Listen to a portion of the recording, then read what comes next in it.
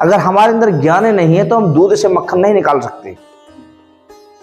हमारे सामने लकड़ी पड़ी है, हमें ज्ञान नहीं है तो हमें उसमें अग्नि छुपी है, अगर हमें ज्ञान है तो उससे अग्नि प्रकट कर सकते हैं। एक लकड़ी में से, नहीं तो लकड़ी है उसके अंदर है। तो ऐसे ही हमारे अंदर ज्ञान ऊर्जा है, भगवान भी हमारे अंदर है, उसको प्रकट करने की हमें तरीका।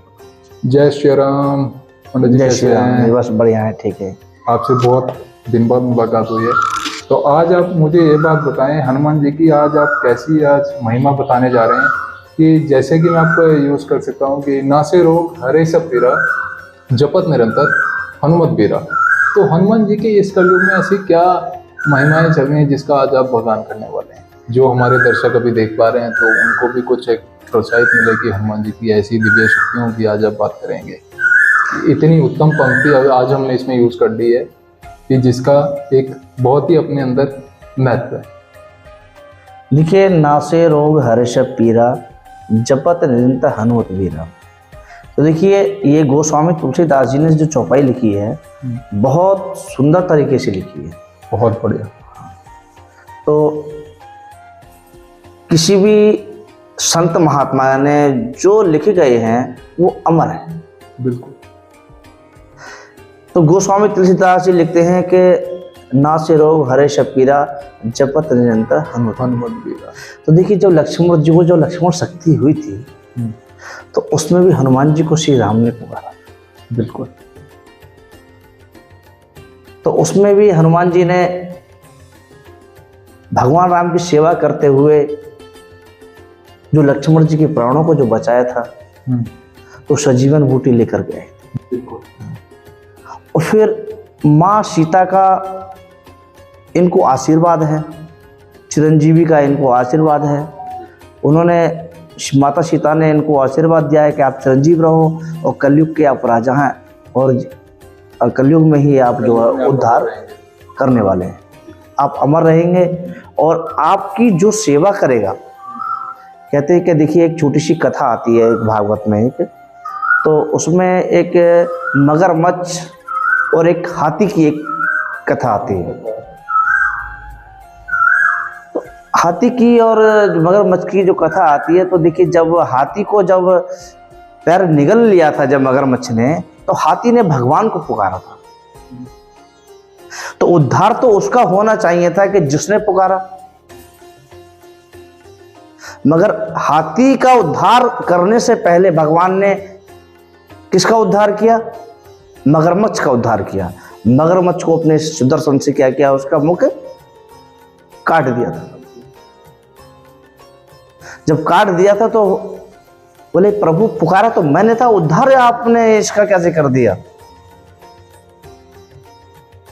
बोले, जो मेरे भक्त का पैर पकड़ता है मैं पहले उसका उद्धार उद्धार। 2 दिन पहले ये मेरी बातचीत थी कि अगर हम किसी भक्त की बात कर रहे थे तो मेरे पास एक अनुभव आया किसी का कि जब भी कोई भक्त संकट में होता है और अगर एक भक्त जो पूजा कर रहा होता है और उसका जो संकट है और अगर उसके साथ में कोई उसको भी पकड़ के चल रहा है ना, तो पहले ऊपर वाला यानी कि हनुमान जी या भगवान सबसे पहले उसी का उद्धार कर देते हैं। वो क्यों? उसने एक अनुभव लिखा कि भैया जब मेरे पास ही आ रहा था तो ऐसा ऐसा मेरा संकट था, तो सबसे पहले मैंने पुकारा था। तो उस तरीके से उसने लिखा, बहुत ही अच्छा लिखा था कि सबसे पहले मेरे चाहने वालों का उद्धार किया।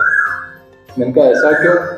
फिर जब वो कह रहा कि ये क्यों हुआ, तो मैंने उसे जवाब दिया, मैंने कहा जब भक्त एक पूजा कर रहा है, अगर उसके साथ में जितने भी लिंक होंगे सबसे पहले ऊपर वाला उन्हें करता है। क्यों? सिर्फ उसने अभी भक्त को पकड़ा है, अगर वो पूजा कर रहा होता तो कितना ही उद्धार ऊपर वाला कर देता।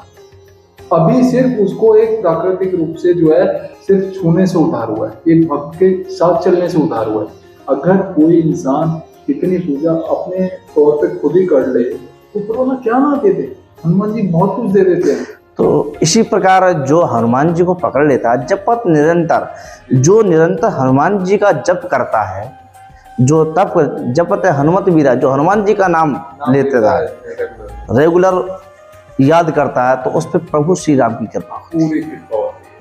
इसलिए कि भगवान राम की बहुत सेवा करते हैं हनुमान जी, तो इसलिए हनुमान जी की जो सेवा करता है वो प्रभु की कृपा से हनुमान जी तो प्रसन्न होते होते हैं, मगर वो राम भगवान भी बहुत प्रसन्न होते हैं भगवान से। तो राम जी की पूरी कृपा हाँ, रहती है। तो और साथ ही जुड़े हनुमान राम जी का नाम लेते ही, जब हनुमान जी इतने प्रसन्न रहते हैं कि राम नाम ही लेते रहो, कम से कम इतना तो जपो। तो दो चीज़ों की पॉजिटिव ऊर्जा मिलती है, एक तो हनुमान जी की और एक प्रभु श्री राम। जब प्रभु श्री राम की कृपा मिलती है तो साथ में माता सीता की मिलती है, क्योंकि माता सीता साथ में रहती हैं। तो और जैसे कि उससे हम जो भक्त का एक अनुभव आया था ना, तो जब उस दौरान हमने बात करी तो एक जिस तरीके से उसने वो लिखा था, इस तरीके से ऊर्जा प्रकट हो रही थी ना कि क्या एक बता रहा है, मतलब ऐसा कुछ किसी को इतना मिल जाना, इतनी कृपा विशेष उसके ऊपर होना, तो वो अंदर से जो वाइब्स निकलती है ना उसके भक्त के, तो सामने वाले पे भी एक इम्पैक्ट करता है, तो लगता है कि हाँ हनुमान जी पूरा एक चीज से दे रहे हैं। देखिए इस तरीके से उसने एक आते अच्छा है कि मेरे साथ वालों का भला होगा, कि क्योंकि वो एक अलग रास्ते पे हों इन फ्यूचर में और बाद में वो सुधर जाएं और उन पे भी कृपा बन जाना, तो ये बहुत बड़ी बात होगी। देखिए, बिन संतों के भगवान नहीं मिलते। हम चाहे ध्रुव को ले लें, चाहे प्रहलाद को ले लें, किसी भी तपस्वी को ले लें, यहाँ तक कि हम वाल्मीकि जी को भी ले लें, तो उनके सामने पहले संत प्रकट हुआ है। नारद जी ने रास्ता बताया है। तो संतों के जो मार्गदर्शन में चलते हैं, नारद शब्द का मतलब है कि किसी भी चीज को नदारद नहीं किया जाए, उसको नारद कहते हैं। हमारे सामने जो है वो प्रत्यक्ष है।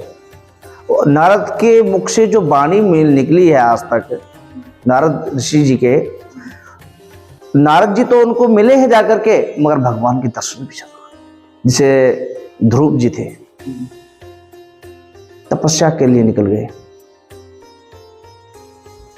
संतों को संत सरल स्वभाव के होते हैं।